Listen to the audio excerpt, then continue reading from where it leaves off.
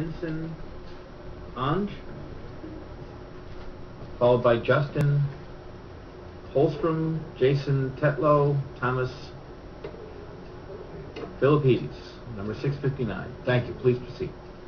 Yeah. My name is Henson Ong. Forgive me, English is not my first language. I am a legal immigrant, and I am an American by choice.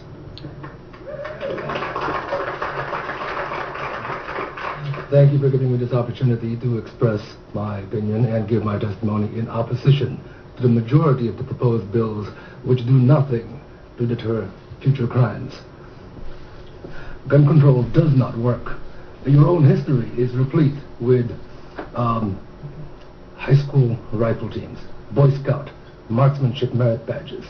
You could buy rifles at the hardware stores. You could order them, mail order, delivered to your home. Your country was awash in readily available firearms and ammunition. And yet, in your past, you did not have mass school shootings. Other people have already expressed the question, what changed? It was not that the availability of guns suddenly exploded or increased. It actually was decreased. What was changed was societal decay.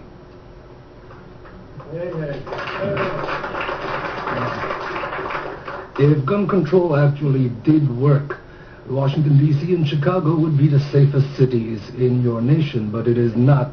They have the toughest gun laws and the highest crime and murder rates. Now, some people have asked and called the AR-15. They called the AR-15 a weapon of mass killing. Well, it turns out that there are a few government agencies which disagree with that characterization. The Department of Homeland Security has stated that a rifle chambered in .556 NATO with a 30-round magazine is suitable for personal defensive use. I have documentation on that. It is HSCEMS-1212-00011, solicitation for the Immigration and Customs Enforcement Agency. Now, who needs an AR-15 with 30-round mags? That question has also been brought up. And I would like to put forward that had the Koreans in the LA riots not had AR-15s and AK-47s with 30-round magazines and Ruger 30s, their businesses would have been burned to the ground like all of the other businesses in their neighborhoods. Theirs stood because they stood their ground. I would also put forward the conjecture that had the 10,000 students at Tiananmen Square not been unarmed, things may not have resulted in so many of them disappearing. In your own laws, United States versus Miller, 309, U.S. 174, 1939, it was made clear that the type of firearms protected by the Second Amendment were those specifically useful and common for military use in defense of the state. I would like to note that the state is not the government. The state is the people. In Lewis, Excuse me, Mr. Ong, if you would. in Lewis versus United States, 1980, it is stated that the Second Amendment guarantees no right to keep and bear a firearm that does not have some reasonable relationship to the preservation and efficiency of a well-regulated militia. It has nothing to do with hunting. The militia, as per the debates in the convention, shows plainly enough that it is composed of all males physically capable of acting in concert for common defense.